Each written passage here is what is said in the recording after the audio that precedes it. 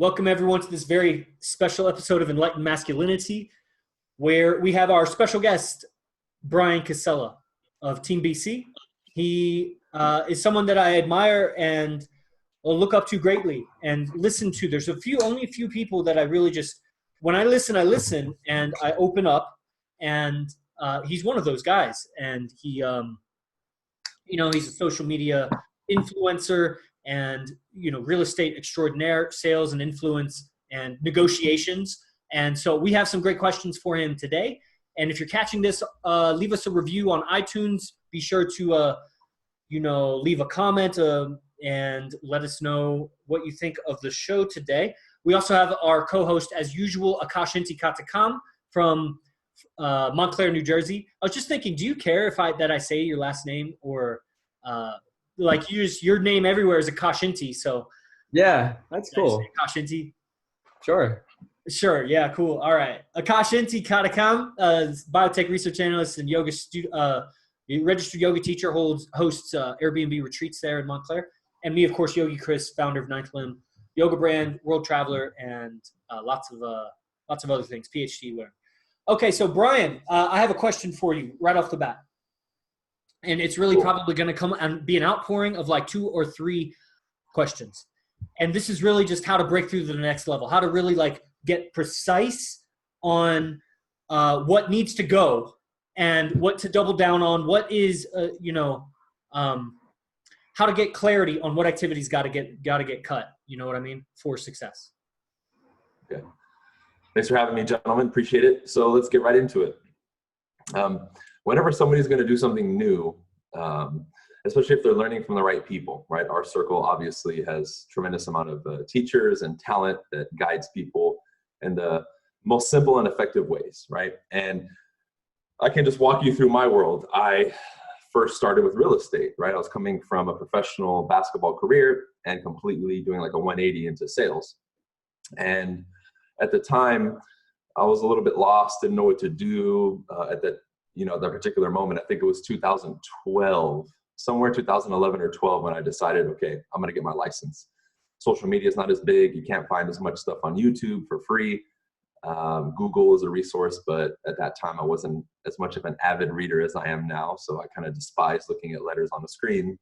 And I'm like, okay, I want to get into real estate. I need to break this down into a simple thing. So I started thinking about my days in basketball and remembering how simple things were. It was 1 or 2 things you had to focus on to learn a new technique to dribble or shoot. The mechanics are very simple.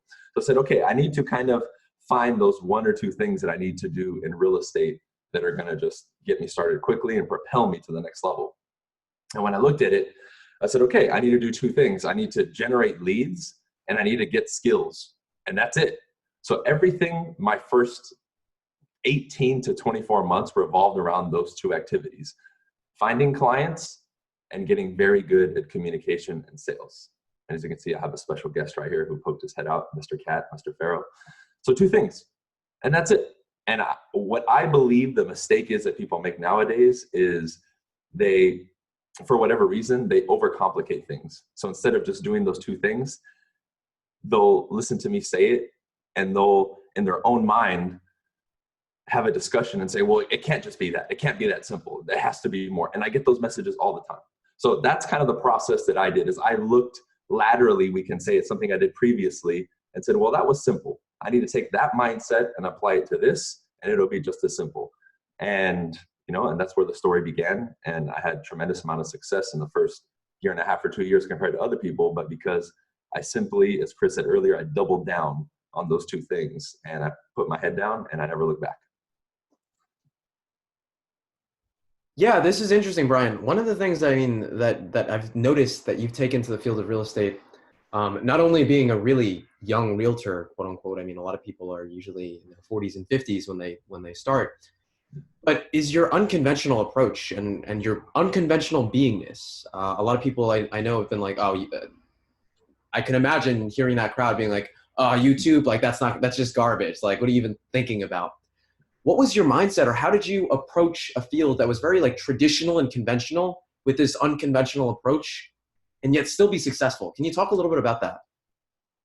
Well, in my mind, that was two separate things, right? The first things that we were just discussing, I knew regardless of how I was packaged or if I was unconventional or conventional, I knew those things would make me successful, right? The other aspect of what you just brought up, I looked at that as almost like branding and marketing. And I said, you know what? I have to adopt something like this because this is what's going to allow me to break out onto the scene. A lot of people who exhibit some of these qualities of being outspoken, right? Not sounding like the traditional realtor. A lot of them are almost shunned right away because the first thing that everybody looks at is, well, are they successful? That's almost like your way to get in, your golden ticket to make it, right? Is, are you actually succeeding? So in the beginning, I was unconventional and received a tremendous amount of criticism, but I knew it would be that way. And I said, okay, it's only a matter of time. It's only a matter of time before people start looking a second time and saying, wait, but this guy's successful. And then they get a little bit closer and a little bit closer. So in the beginning, it was a lot of resistance, a lot of laughter, a lot of passive aggressive comments and things done to me. Even when I was invited to speak at places, people would try to, passively aggressively diss me or something. But I said, my time is going to come. All I need to do is hold my ground, right? And continuously do what I'm doing. And once I reach a certain threshold of success, they will have no other option but to accept me and look at me now and say, wow, obviously there's something here because he was able to do it. And that beginning stage, you do receive a lot of criticism. And that's kind of like the test, right? That's where most people fold and break. And I said, no. I need to stick to what I'm doing and let the success meter continue to rise, almost like a thermometer. As it's heating up, it goes up. And once I hit this threshold right here, I know I can enter the room. And once I enter that room of success, we can say, then the game really begins. Wow, brother, okay, here's a question. This is amazing. And just almost kind of picking it up from the last one, I almost have like two questions, but I'll just go into this one. I have a second income stream, so I have my main income stream, or that my more, let's call it my, it's longer lived, it's got longevity income stream, it's stayed consistent. And the new income stream that's sporadic and it competes well, it sometimes earns more.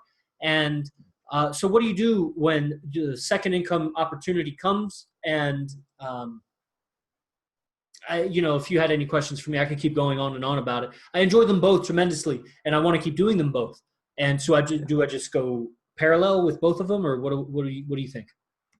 It's a great question, Chris. And I think a lot of people run into that dilemma at some point where they're presented with other opportunities, like when people maybe came across Bitcoin or something else in the beginning stages, right? And they're like, oh, I want to jump on this, or this is an opportunity.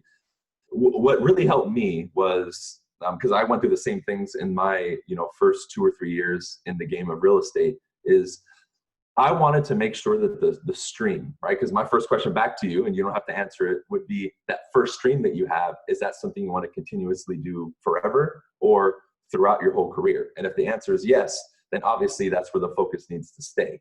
Because for me, I have 8 income streams now, but the main focus and main foundation is still that initial real estate income stream that I created years ago and that's continuously building. And when that's at a point where now you can afford to maybe step away a little bit and not be so in it, right? You have some leverage in place, you have some assistance, you have some sort of automation or something to keep that thing going. And it's not going to run dry while you're focusing on your second or third one. That's the time you can do it. But if you're still at a point, or anybody listening, where the moment you take your attention off the first stream, it's already leaking and it's going crazy, then that's an indicator that you need to still double down on that first one and get it to the point where maybe it's not making you, $100,000 a month, but where it's stable and you can rely on, hey, I have that 2, 3, 4, 5,000 coming in every month. Now I can pivot over here and start building this without the first one suffering. And I think people get in a position where they're going after the second one because it seems lucrative. And in that process, they may have some success, but they completely run that first one dry, or they lose all that momentum they built over the last 3 months, 6 months, and year. And now they play this juggling game where it's just, you're running from one pipe to the other one, trying to fix leaks instead of building. You know what I mean? So I would always suggest that somebody builds the first one and makes it super, super solid before they start adding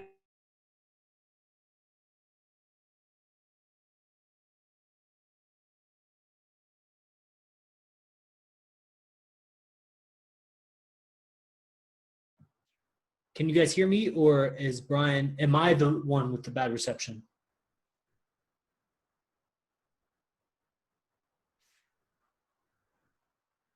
We still here? We still here?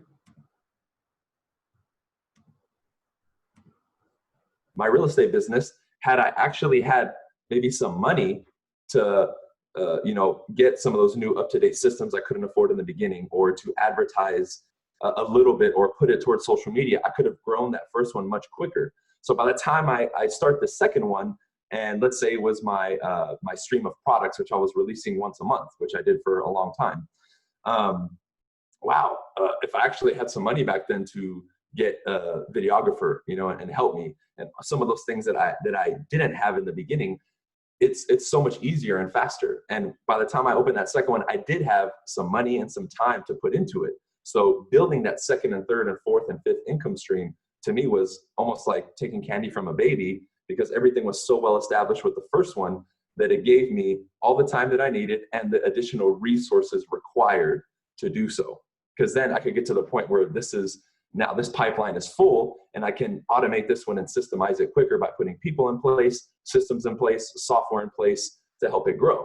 Because I wanted to eliminate any task from the first one all the way through the eighth one that isn't the highest income producing activities for me.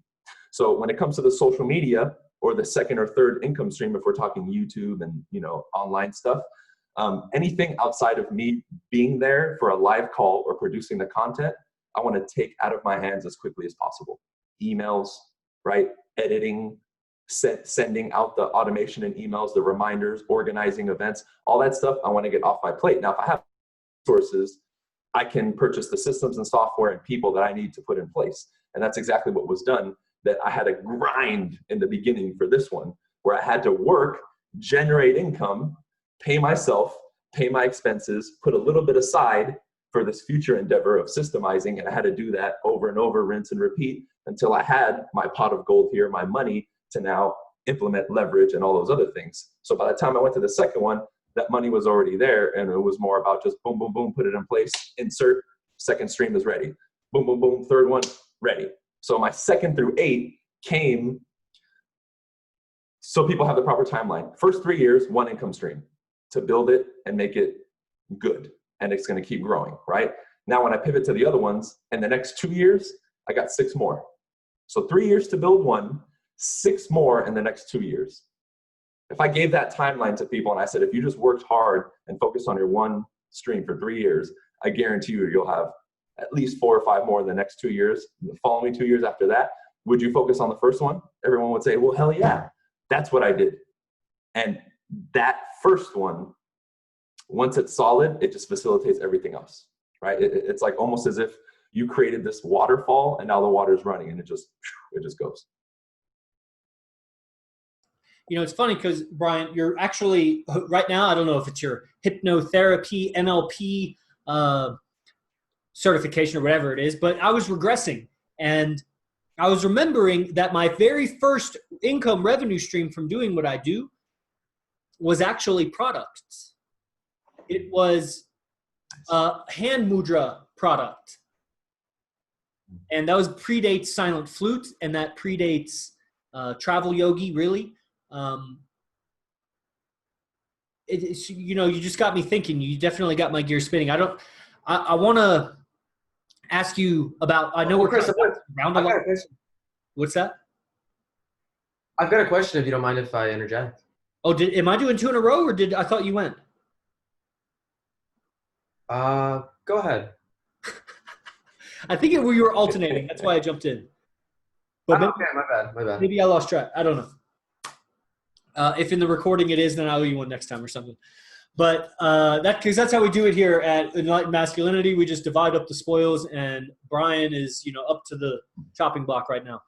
But no, seriously, you're really cutting to the point. And I was thinking in a prior question, I was thinking about the importance of scripts. I was looking at my script, and I was taking it semi-serious. I'll be honest. I know, but what had happened is I had put off my calls too far, that I was like ready to get calling. But I was looking at my script through new eyes, that I was like, oh, this could use some work and smoothing out and memorizing so that the calls can be more accessible maybe. I was looking at it like that. What advice would you have for me? And thank you. Absolutely, yeah. I think you're at a point, Chris, if other people don't know, you've been cold calling for a while. You basically have a gist of your script, you know it, you have it internalized.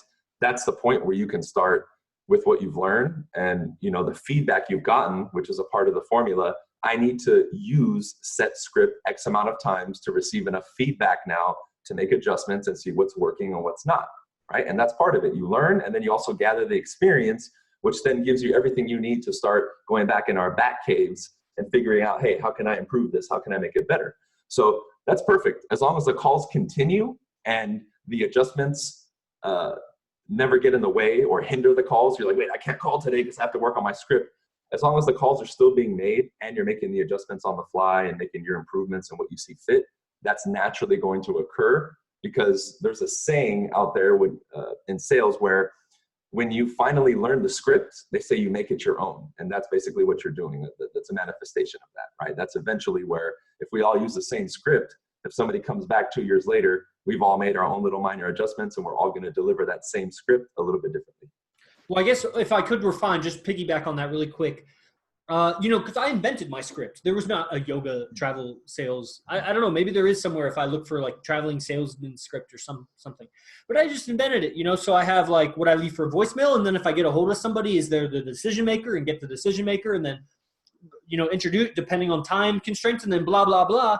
If it goes, my script basically goes if it goes perfect, and then there's a long list of objections that have various different ways to like handle that. And what could you say, if any, advice on how I've organized my script or how I could improve it? Yeah, script building is pretty simple, actually, right? Obviously, I want to make sure that I'm getting a hold of the actual decision maker, whatever it is that I'm selling, the person who makes the decision, get a hold of them. And then from that point, what I do when I build a script is I look at the interaction from the outside, right? So I look objectively at myself, or if I can make up a salesperson and the customer, and I think from both perspectives. I think, okay, if I'm the customer, right, what would be the main things going through my mind if I have a need for this product or service, right? And if I'm the salesman and maybe they don't want to say it, or we don't have enough rapport yet, how can I ask these questions to get that information out? And that's kind of how I start piecing it together. So when I looked at the script that I was given for real estate, it made sense. It asked simple questions like how long somebody's lived there, why they decided to move to that city. And then near the end, it starts asking some open-ended questions to see what you can pull out, such as, if you were to move, where do you think you would go next? And then opens up the conversation. So basically, I'm looking at that. And then obviously, I need to have a certain parameter as a salesperson to basically designate the individual that I'm contacting. Are they qualified for my product or service or not? And obviously, the shorter the better. My script was always no more than 5 or 6 questions. And if I felt like they were qualified or they started giving off the vibe of being qualified, then I would go deeper, right? But I wanted to be respectful of my time and theirs, get in and get out as quick as possible. So that's basically the structure of the script that I would use to create it. And, it's really simple. I think anything other than that or making it too long is just too complicated. So it sounds like there's an open, there's a qualify, and then there's a go into the actual sale of the thing. And so these are like distinct phases where I would have a different tonality for like an open, and then a different tonality and mannerisms and whatever for the qualifying. And then, okay, now we're in deeper, and then there's the close, I guess would be, I'm just understanding this from how you're talking and it's tripping me out. Yeah. And then there's there's a different tonality from the close maybe, or how would you, that's the end. That's the last question. I swear, Akash, I swear, but that's it. Yeah, I mean, it shifts. If I can even think of me when I'm talking to people in the beginning, it's very just innocent, very like, oh, hey, what's up? Very almost nonchalant. As we're starting to qualify, it might get a tad more serious, but I also add in a bit of empathy because I'm normally hearing I'm going through a divorce or this situation popped up, and I have to really hear people out as they give me their story. And in my industry, right, if somebody's going to buy a home or sell a home, in most cases, it's a new chapter, it's a big step. And for most people, it's exciting. So near the end of, me qualifying or talking to somebody, there's typically a little bit more energy and enthusiasm in there because, hey, this is a big step for them and I'm excited for them.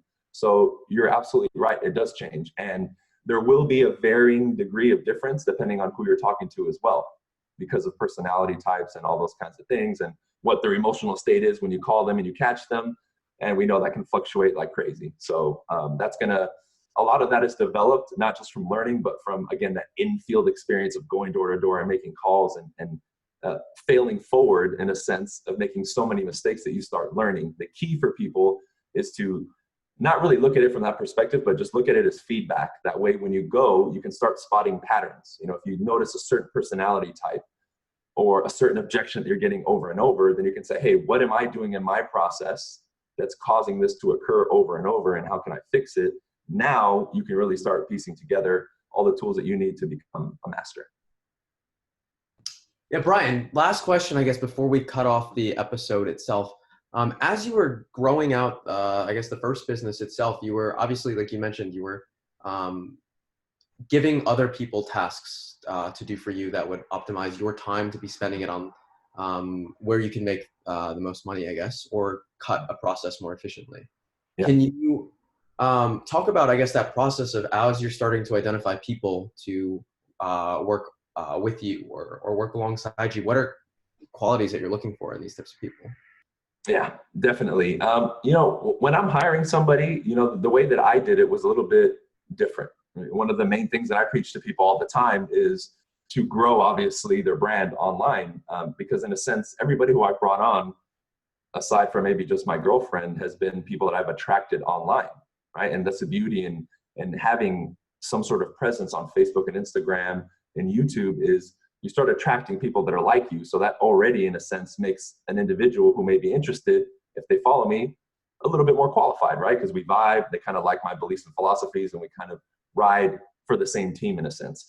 But when I'm looking at these individuals, the biggest thing I'm looking at is, I kind of call it the X factor. It's something you can't really find from a personality test per se, right? Because I know that's big, the DISC test and all that stuff. Are you a high I, a high D, and all that, which is cool, but that's never the final word for me. It's somewhat the person's ability and willingness to be coached, but it's also desire, right? Like, we know that when we interact with somebody, if they have a genuine desire and if they really feel what they're saying, right? So if they come to you and they're like, hey, Akash, I want to work with you and blah, blah, blah. If we talk to 20 people, we know the one who's the real deal and the person who's really like, I'll do whatever it takes. Like, we know that energy. We can feel that. That's what I'm looking for. You know why? Because that person typically on paper isn't the best. They might not come in with all the skills, but I see them as this wet clay that's willing to be molded into a masterpiece. And that's the way I look at it, right? So everybody who I've brought on my team, again, aside from my girlfriend, on paper was probably one of the worst and least qualified. But I saw that X factor in them to get better. And I knew if I put my teachings to them and my time and energy, I could make them into that salesperson and whoever it is that they wanted to be outside of that. And I've done that. So that's the main thing that I'm looking for, guys, because that to me is by far the most important. Wow, absolutely incredible. Brian, can you tell us a little bit more about, I guess, some of the programs that you have? I've been a part of your Modern Success program, and it's absolutely incredible. I've learned so much from the lectures, from all the people in the community itself. But I wanted to hear, I guess, a little bit more from your perspective. I mean, how did you put this together? Just a little thing at the end of what's this community of Modern Success? Yeah, absolutely, man. When I got into real estate, I noticed, even learning from Arash and some of our mutual mentors, and Vince, whatever world we join, it just happened to be real estate for me. The people that are in it, even the ones that teach there, for the most part, a lot of them, it's very narrow-minded, meaning, okay, well, we're getting into real estate. We just have to learn about real estate. That's all that matters. Nothing else matters except for real estate. And I realized that a lot of people coming in, just like myself, were lacking a lot of skills and knowledge in different areas that would ultimately make them not only a better person, but more effective in this field of real estate and sales. So as I started piecing that puzzle together, I thought, me being a little bit naive, I said, well, everybody has access to this information. Everybody has a desire to get better. We're all good people. So everyone else must be learning this stuff. And as I started putting my voice out more and just looking left and right at my peers, I noticed that I was accelerating a lot more quickly than them, we can say, and they didn't even realize what they were missing. So again, I produce more content, I accelerate more, and it becomes blatantly obvious to me at that point. I was like, whoa, okay, obviously this is something that people aren't seeing. I thought it was obvious. So partially from that, partially by demand, I just said, you know what, I'm going to create a coaching program. And it originally started with Arash. We did close the deal. There was almost uniquely 100% focused on sales. And then when I decided to do modern success, I wanted to open it up more, you know, and add some of these things, like some failures that I've had, for example, in the financial realm. I said, you know what, that's huge. A lot of people struggle. I think like 88% of people don't have more than $1,500 or $2,000 in their checking account, right? Their main checking account. So obviously money is an issue for a lot of people. Well, if I've cracked that code, learning the hard way, why not teach people some of these lessons? So, you know, I just put together this program and said, this is what people need, because overall, it's going to make them better, not just in their field, but overall. And that's really the focus. And I think that's why it's having so much success. And I have about 300 people in it right now, and it just keeps growing because people are finally starting to grasp and see what it is that I saw years ago. Where can people find you on social media, lastly, before we close out? Just my name, @Bryan Casella, for all my social media handles, or you can go to my website at bryancasella.com. It's really simple. Awesome. Stay tuned, guys, for next episode with Bryan right now.